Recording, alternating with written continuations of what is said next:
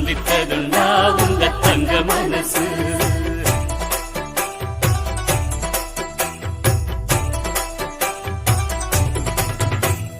பச்சை மண்ண தொட்டு தொட்டு பொன்னாக ஆச்சு, நட்சத்திர மின்னினிகள் நம் தோற்றமாச்சு. லட்சியத்தை சேரும் வரை வேறென்ன பேச்சு? ஒற்றுமையினால் இந்த வெற்றி வந்தது, ஒரு உலகம் உன்னை சுற்றி வந்தது.